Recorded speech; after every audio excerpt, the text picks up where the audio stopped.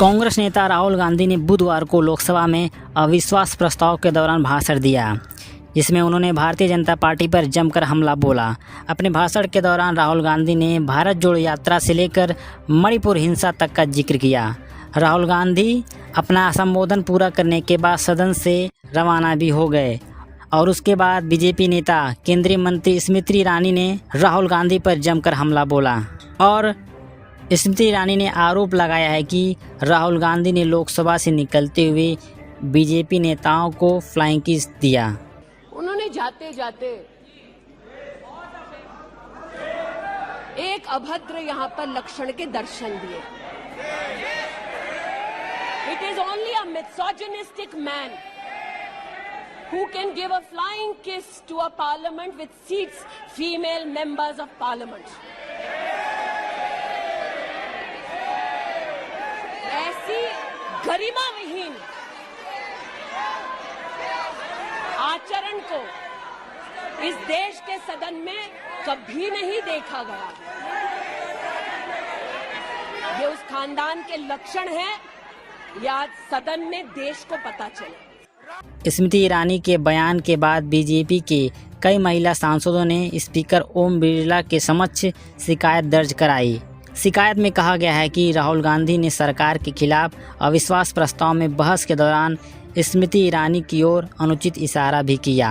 आज पार्लियामेंट का अंदर राहुल गांधी का भाषण खत्म होते होते महिला का प्रति मिसबिहेवियर दिखाया। ये तो महिला हम देख रहे थे, स्मृति ईरानी खड़े होकर बोल रही थी, बोलने का आरंभ किया। उसी समय महिला को अपमान किया, महिला को देख के प्लेन किस किया। ये पहली बार पार्लियामेंट में ऐसा बिहेवियर एक मेंबर ने कर रहे हैं। इसलिए हम स्पीकर को कंप्लेंट दिया है एंड कंप्लेंट के ऊपर वो सीसी कैमरा का फुटेज लेके उसको कार्यवाही करना, भाई बहुत स्ट्रिंजेंट कार्रवाई लेना, ऐसे हम रिक्वेस्ट किया है। बाद में पत्रकारों से बात करते हुए स्मृति ने कहा है कि महिला विरोध करना गांधी परिवार का लक्षण रहा है। Never before has the misogynistic behavior of a man been so visible in parliament as what was done by Shri Rahul Gandhi today. When the House of the People, where laws are made to protect the dignity of women, during the course of a session stands witness to a man's misogyny. My question is, should he be brought to task? राह चलते सुना था कि औरतों को वो लोग जो कानून का उल्लंघन करते हैं इस प्रकार की अभद्र टिप्पणियां अथवा अभद्र संकेत देते हैं। ये नहीं पता था कि गांधी खानदान के संस्कार में भी एक संस्कार ये है, मिसोजिनी और महिलाओं के साथ अभद्र व्यवहार। दूसरी ओर कांग्रेस ने कहा है कि बीजेपी राहुल गांधी पर फ्लाइंग किस का आरोप लगाकर उनके भाषण से ध्यान भटकाने की कोशिश कर रही है। If the BJP is trying to divert the attention from the import of his speech, that's unfortunate. They should really focus on the content of his speech and address the concerns he's raised there. I'm not aware of the sidetracking strategy of the BJP. किस बात की आपत्ति है? आज हम एक ऐसे देश में रह रहे हैं जहाँ पे डेमोक्रेसी है, जहाँ पे हम प्यार मोहब्बत की बात करते हैं। अगर एज एन अफेक्शनेट जेस्चर उन्होंने किया है जो किया है, इतनी नफरती आवाज़ें उनके खिलाफ बोलती हैं, इतने नफरत से उनके बारे में बोलती हैं, उनको पार्लियामेंट से बेदखल करते हैं, उनको उनके घर से बेदखल करते हैं और वो as a gesture of affection अपना प्यार दिखा रहे हैं। आप लोग को चिढ़ मच रही है, वो आपकी दिक्कत है। हमारी ये स्मृति ईरानी जी का एक बहुत बड़ा प्रॉब्लम है, वो राहुल फोबिया में रहती है और राहुल गांधी जी का कोई भी चीज़ का कोई भी बात करते हैं उसका वो कुछ ना कुछ अनाप शनाप बोलती है। उनका ये फोबिया छोड़ना चाहिए। कांग्रेस के एक नेता ने कहा है कि वो अपना नौटंकी बंद करें। हमारी पूरी कोशिश रहती है कि आप तक पूरी सच्चाई पहुंचे, इसलिए आप राहुल गांधी का वीडियो खुद देखें और खुद तय करें कि उन्होंने क्या कहा है। स्पीकर सर, सबसे पहले मैं आपका धन्यवाद करना चाहता हूं कि आपने मुझे लोकसभा में रीइंस्टेट किया।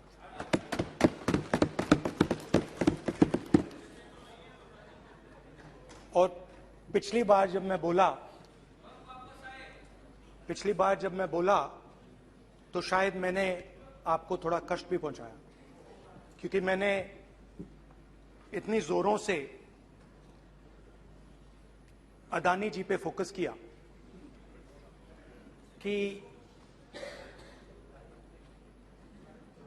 जो आपके सीनियर नेता हैं शायद उनको थोड़ा कष्ट हुआ। तो वो जो उनको कष्ट हुआ,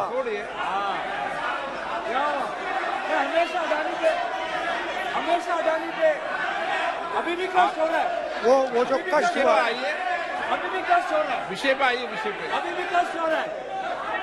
अभी भी कष्ट हो रहा है। ये देखिए, ये सारे ये मगर सुनिए ये है। तो वो जो कष्ट हुआ 1 2 3 4 5 उसका असर शायद आप पे भी थोड़ा हुआ। तो इसके लिए मैं आपसे माफी मांगता हूं, मगर मैंने सिर्फ सच्चाई रखी थी। मगर आज जो मेरे बीजेपी के मित्र हैं, आज आपको डरने की जरूरत नहीं है, डरो मत क्योंकि आज जो मेरा भाषण है, डरो मत और आप डरो मत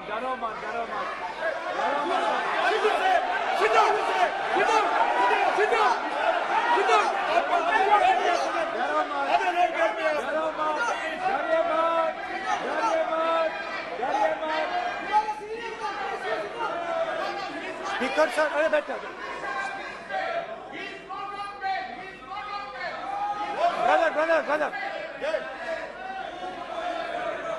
तो आज कोई घबराने की जरूरत नहीं है। आज मैं अपना भाषण, मेन जो भाषण है वो अदानी जी पे नहीं बोलने जा रहा हूं। आप छोड़िए, तो आप रिलैक्स कर सकते हैं, आप शांत रह सकते हैं, क्योंकि मेरा भाषण आज दूसरी डायरेक्शन में जा रहा है।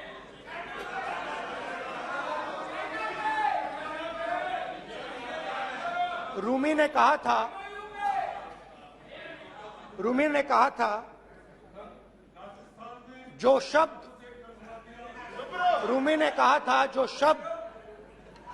दिल से आते हैं वो शब्द दिल में जाते हैं। तो आज मैं दिमाग से नहीं बोलना चाह रहा हूं, मैं दिल से बोलना चाहता हूं।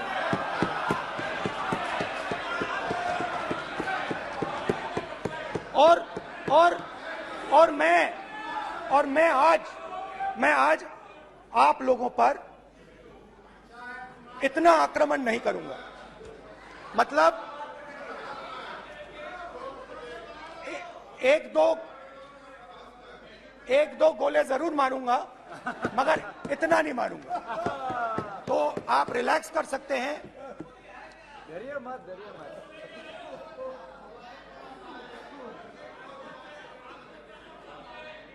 अरे रक्षा मंत्री जी आज संभाल लेंगे आप लोग।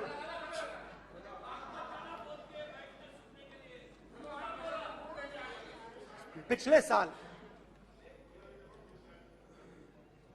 130 दिन के लिए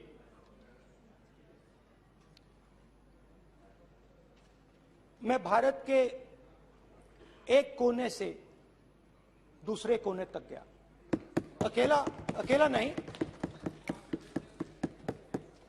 बहुत सारे लोगों के साथ।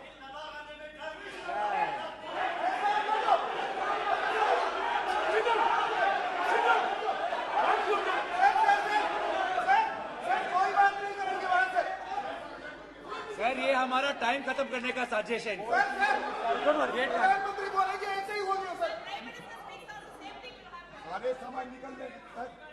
समुद्र अधीर समुद्र के तट से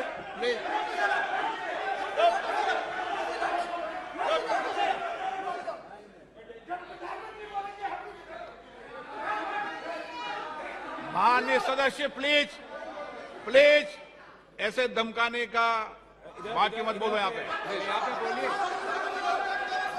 हाँ प्लीज। मैं समुंदर के तट से कश्मीर की बर्फीली पहाड़ी तक चला। नहीं, लद्दाख को मैंने नहीं छोड़ा। यात्रा अभी खत्म नहीं हुई है, यात्रा जारी है और जरूर लद्दाख आएंगे, घबराइए मत। बहुत सारे लोगों ने मुझसे पूछा यात्रा के दौरान, यात्रा के बाद कि राहुल तुम क्यों चल रहे हो, क्या तुम्हारा लक्ष्य क्या है, कन्याकुमारी से कश्मीर तक क्यों जा रहे हो। और जब वो मुझसे पूछते थे, शुरुआत में मेरे मुंह से जवाब नहीं निकलता।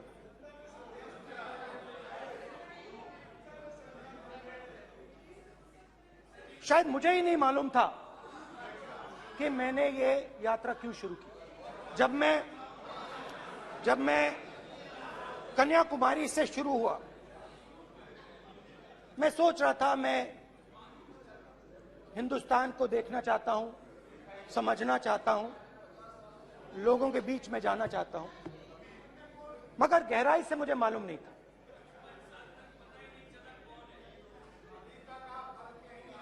थोड़ी देर में मुझे बात समझ आने लगी।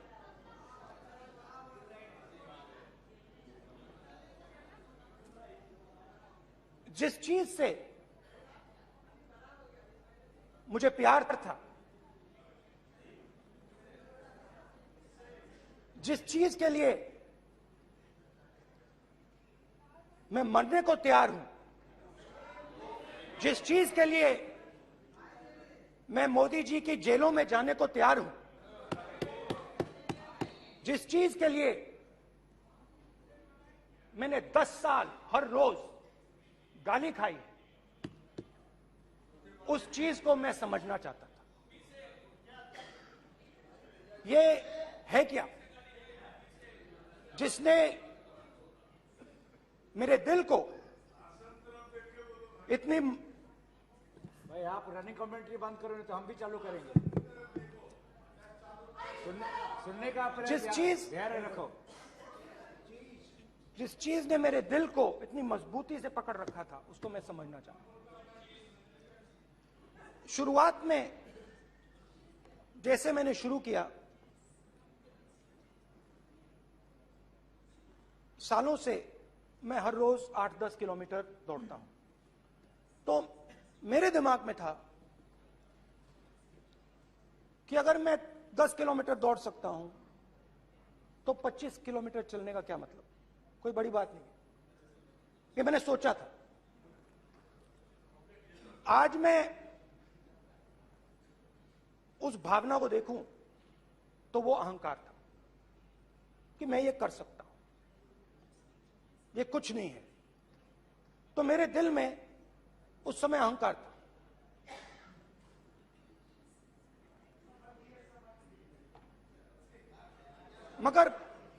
मगर भारत अहंकार को एकदम मिटा देता है, 1 सेकंड में मिटा देता है। तो हुआ क्या, 2-3 दिन में मेरे घुटने में दर्द शुरू हो गया। पुरानी इंजरी थी और जबरदस्त दर्द। हर रोज मैं उठूं और मेरे घुटने में दर्द, हर कदम में दर्द। तो पहले 2-3 दिनों में जो अहंकार था,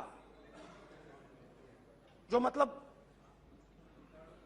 भेड़िया जो निकला था, वो चींटी बन गई एकदम।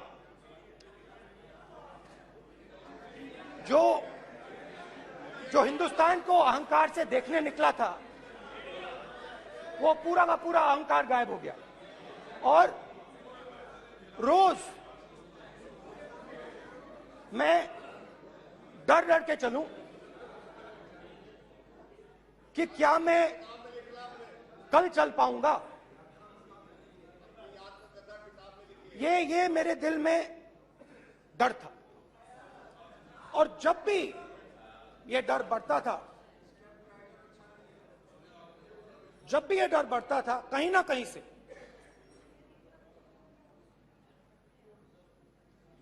कोई ना कोई शक्ति मेरी मदद कर देती। एक दिन मैं सह नहीं पा रहा था, एक छोटी सी लड़की आती है, मुझे चिट्ठी दे देती।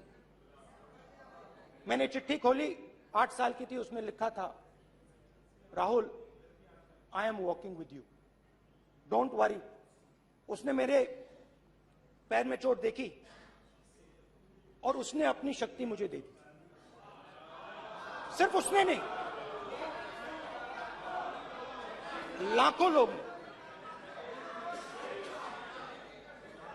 और शुरुआत में जब मैं चल रहा था, कोई किसान आता था, मैं एकदम पहले उसको अपनी बात बताता था कि आपको ये करना चाहिए, आपको इस प्रकार से काम करना चाहिए। मगर इतने लोग आए, हजारों लोग आए, कि थोड़ी देर में मैं बोल नहीं पाया। जो मेरे दिल में बोलने का डिजायर था, वो बंद हो गया, बोल ही नहीं पाया, क्योंकि इतने लोगों से बोलना था। और एक सन्नाटा सा छा गया, भीड़ की आवाज थी, भारत जोड़ो, भारत जोड़ो, भारत जोड़ो। और जो मेरे से बात करता था, उसकी आवाज में सुनता गया।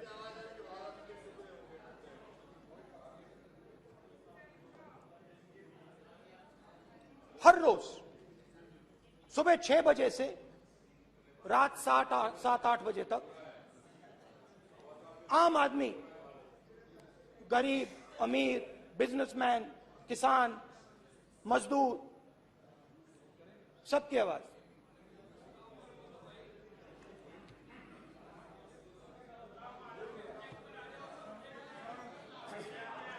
आ रहा हूं। आप कल से रुके, अब थोड़ा और रुक लो, 5-10 मिनट रुक जाओ। तो ये चलता गया, मैं बात सुनता गया। और फिर मेरे पास एक किसान आया,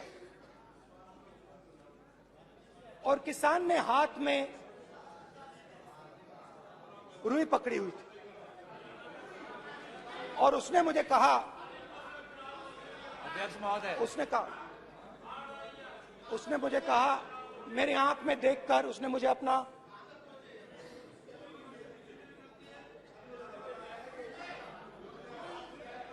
वो रुई का बंडल दिया, और उसने कहा, राहुल जी, यही बचा है मेरे खेत का यही बचा है, और कुछ बचा नहीं है। मैंने उससे, जो मैं नॉर्मली सवाल पूछता था, भैया आपको बीमा का पैसा मिला, वो पूछा, बीमा का पैसा मिला, वो पूछा। और किसान ने मेरा हाथ पकड़ा। किसान मुझे कहता है कि नहीं राहुल जी, मुझे बीमा का पैसा नहीं मिला, हिंदुस्तान के बड़े उद्योगपतियों ने वो मुझसे छीन लिया। मगर इस बार बड़ी अजीब सी चीज हुई। जब मैंने किसान को देखा और वो मुझसे बोल रहा था, तो जो उसके दिल में दर्द था, वो मेरे दिल में आया। जो उसके आंखों में शर्म थी जब वो अपनी बीवी से बात करता था, वो शर्म मेरी आंखों में आई। जब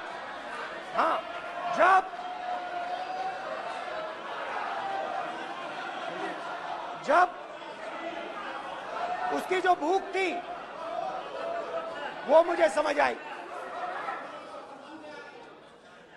और उसके बाद यात्रा बिल्कुल बदल गई। मुझे भीड़ की आवाज नहीं सुनाई देती थी, मुझे सिर्फ उस व्यक्ति की आवाज सुनाई देती थी जो मेरे साथ बात कर रहा था।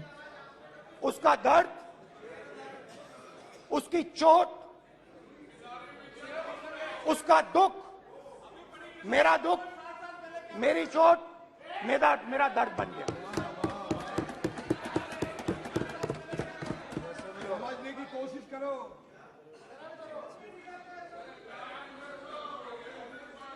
भाइयों और बहनों, लोग कहते हैं कि ये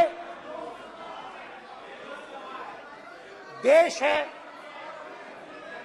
कोई कहता है ये अलग अलग भाषाएं हैं, कोई कहता है ये जमीन है, मिट्टी है, कोई कहता है ये धर्म है, ये सोना है, ये चांदी है। मगर भाइयों और बहनों, सच्चाई है कि ये देश एक आवाज है, ये देश सिर्फ एक आवाज है। ये देश इस देश के लोगों की आवाज है, इस देश के लोगों का दर्द है, दुख है, कठिनाइयां हैं। और अगर हमें इस आवाज को सुनना है तो हमारे दिल में जो अहंकार है, हमारे जो डिजायर्स हैं, हमारे जो सपने हैं, उनको हमें परे करना पड़ेगा। जब हम अपने सपनों को परे करते हैं तब हमें हिंदुस्तान की आवाज सुनाई देती है, तब तक हिंदुस्तान की आवाज हमें नहीं सुनाई देती। अब आप कहोगे ये बात मैंने नॉन कॉन्फिडेंस मोशन में क्यों रखी? इसका क्या मतलब है कि भारत एक आवाज है, भारत लोगों का दुख है, भारत लोगों का कष्ट है, मुश्किलें हैं। क्योंकि भाइयों और बहनों,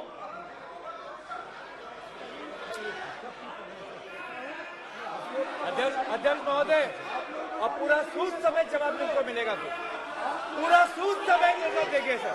फिर आप हमें मत रोकेगा सर, अध्यक्ष महोदय, फिर आप हमें मत रोकेगा सर, आप हमें मत रोकेगा, फिर आप हमें मत रोकेगा, आप हमें मत रोकेगा, फिर आप हमको मत रोकेगा सर। हम सब देख रहे हैं, सब सुन रहे हैं, आप हमको फिर मत रोकेगा सर। तो स्पीकर सर, भारत एक आवाज है, भारत इस देश के सब लोगों की आवाज है। और अगर हम उस आवाज को सुनना चाहते हैं, हमें अहंकार को, नफरत को मिटाना पड़ेगा।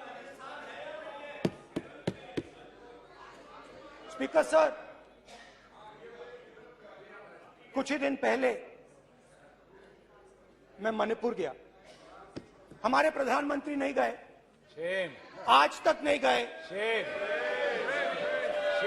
क्योंकि उनके लिए मणिपुर हिंदुस्तान नहीं है।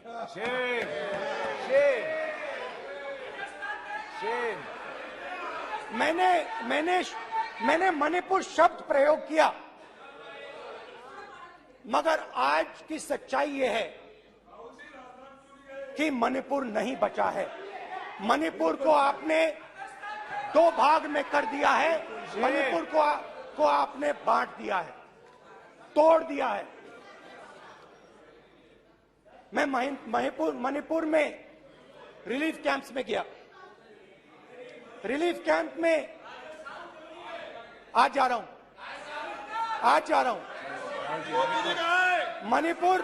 मणिपुर में रिलीफ कैंप में मैंने महिलाओं से बात की। ठीक है सर,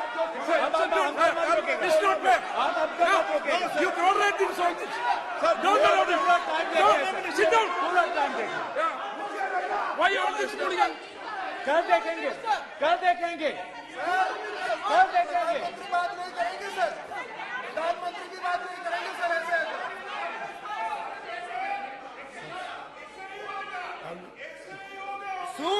जवाब मणिपुर मिलेगा गया और मणिपुर के कैंप्स में मैंने महिलाओं से बात की, बच्चों से बात की, जो हमारे प्रधानमंत्री जी ने आज तक नहीं किया। एक महिला मुझे कहती है, मैंने उनसे पूछा, बहन क्या हुआ आपके साथ?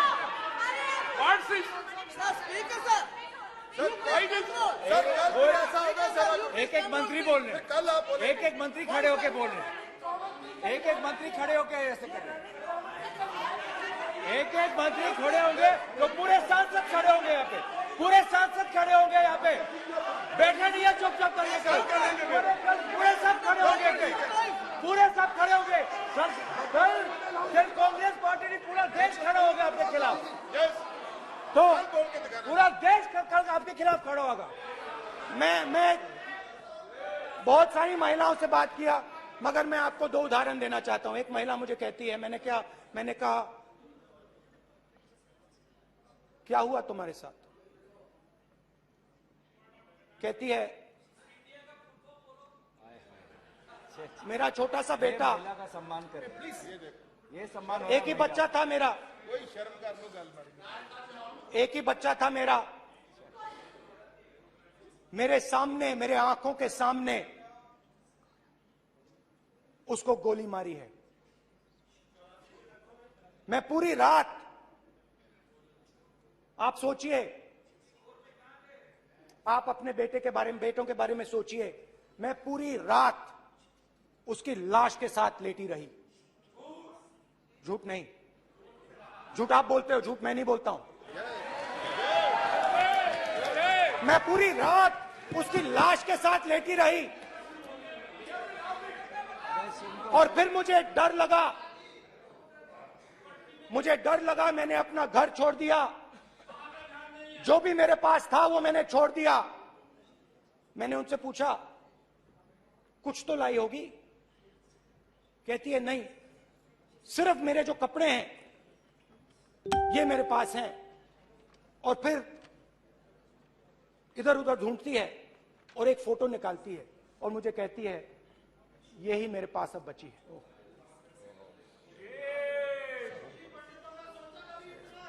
एक और उदाहरण, दूसरे कैंप में मैं, एक महिला मेरे सामने आती है, मैं उससे पूछता हूं, तुम्हारे साथ क्या हुआ? क्या हुआ तुम्हारे साथ? और जैसे ही मैंने ये सवाल पूछा,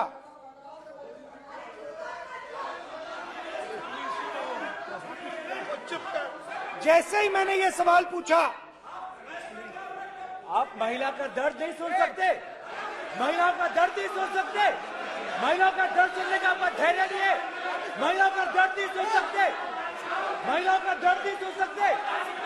जैसे ही मैंने उससे ये सवाल पूछा, बैठो, सर, प्लीज सर,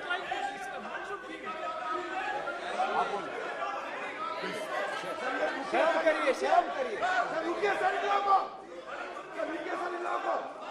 जैसे ही मैंने उससे सवाल पूछा, तुम्हारे साथ क्या हुआ, शर्म नहीं है तेरे को? वैसे ही एक सेकंड में वो कांपने लगी। उसने अपने दिमाग में वो दृश्य देखा और वो बेहोश हो गई। मेरे सामने कांपती हुई बेहोश हो गई। तो ये मैंने आपको सिर्फ दो उदाहरण दिए हैं। स्पीकर सर, इन्होंने मणिपुर में हिंदुस्तान की हत्या की है, सिर्फ मणिपुर की नहीं, हिंदुस्तान की हत्या की है। इनकी राजनीति ने मणिपुर को नहीं, हिंदुस्तान को मणिपुर में मारा है। हिंदुस्तान को कत्ल किया है, हिंदुस्तान का मर्डर किया है मणिपुर में।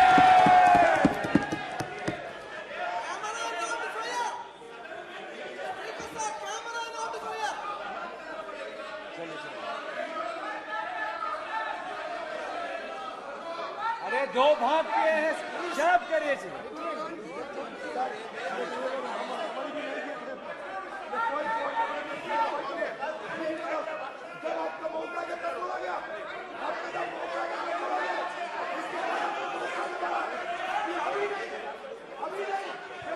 माननीय सभी सदस्यों से कहूंगा शांति रखें please please. Manipur,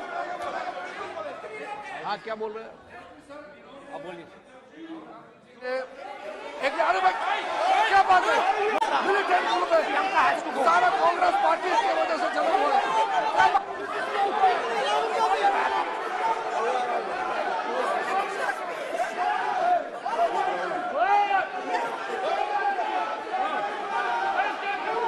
okay back, आजा back back back back back back back back Hemant सबको पीछे ले आओ। Back back back highway highway highway highway highway हो गया हो गया हो गया। प्रतापन प्रतापन हो गया बैक आप बैक। भाषण नहीं सुनना चाहते हैं, आप भाषण नहीं सुनना चाहते प्लीज बैठिए बैक करो बैक बैठिए बैठिए बैठिए प्लीज बैठिए नीचे आ जाओ प्लीज बैठिए नीचे आओ प्लीज बैठिए। चले चलिए चलिए अंदर लो जैकब चलिए please okay thank you thank you thank you please please thank you thank you thank you thank you.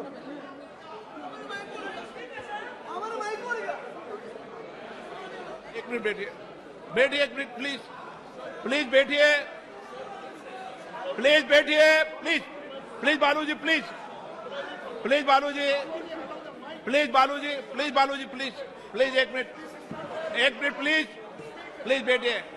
माननीय सदस्यगण, ऐसे नहीं सकते। जिस तरीके का व्यवहार आप टेबल पर आकर कर रहे हैं इस तरीके से सदन नहीं चलेगा, ये तरीका ठीक नहीं है। जब मैंने किसी को कहा है तो कहा है, ऐसे सदन नहीं चलेगा। आप सदन नहीं चलाना चाहते अलग बात है, आप अपनी बात कहिए, गलत तरीका ये। नो, ऐसे सदन चलने वाला नहीं है। जो माननीय सदस्य टेबल पर आए उनके खिलाफ कार्रवाई होगी। प्लीज बैठिए बैठिए बैठिए आप भी बैठिए आप भी बैठिए। माननीय मंत्री जी, माननीय मंत्री जी प्लीज बैठिए। भारत सदन है, माता, प्लीज बैठिए भारत माता, प्लीज बैठिए। Please brother. मैं बहुत शांति से सुन रहा हूं, इसका तरीका ये नहीं है उचित हो कि आप टेबल पर आए। नहीं, गलत तरीका ये। आप जैसे मैंने माननीय सर प्लीज जैसे मैंने प्लीज ब्रदर प्लीज भैया पानी लो। जैसे मैंने भाषण के शुरुआत में बोला, भारत एक आवाज है, भारत हमारी जनता की आवाज है, दिल की आवाज है। उस आवाज की हत्या आपने मणिपुर में की। इसका मतलब भारत माता की हत्या आपने मणिपुर में की।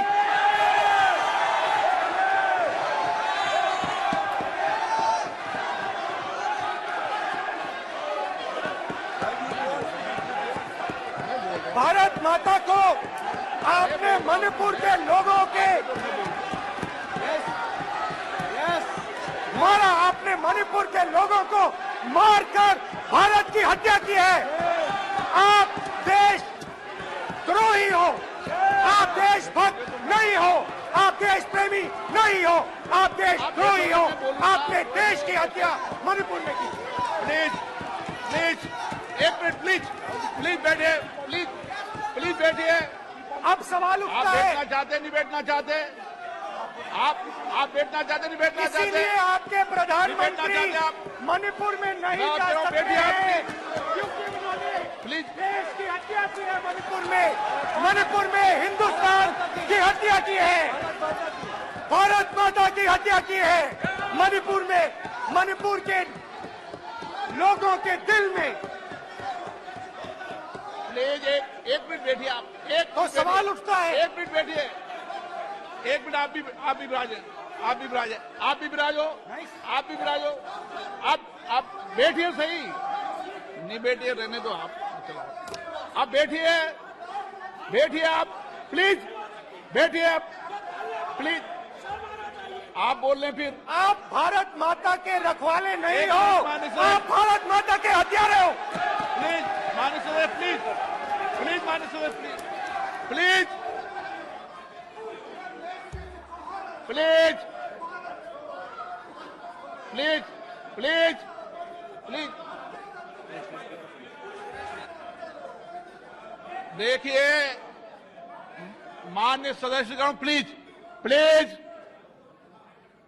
माननीय सदस्यगण, भारत माँ हमारी माँ है, हमें सदन में बोलते समय संयम बरतना चाहिए। मेरा अपनी माँ की हत्या की बात कर रहा हूँ, मैं मणिपुर में अपनी माँ की हत्या की बात कर रहा हूँ, मैं आदर से बोल रहा हूँ।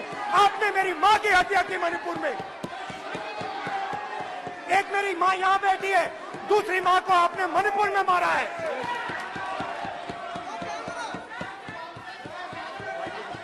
और हर रोज जब तक आप हिंसा को बंद नहीं करोगे तब तक आप मेरी माँ की हत्या कर रहे हो। हिंदुस्तान की सेना मणिपुर में एक दिन में शांति ला सकती है, हिंदुस्तान की सेना का प्रयोग नहीं कर रहे हो क्योंकि आप हिंदुस्तान को मणिपुर में मारना चाहते हो।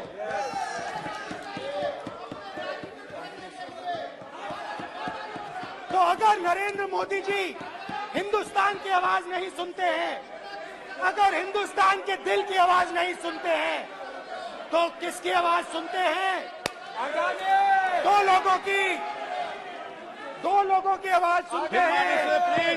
किसकी आवाज सुनते हैं? प्लीज माननीय सदस्य, किसकी आवाज सुनते हैं? माननीय सदस्य और प्लीज, इसलिए सुनते हैं।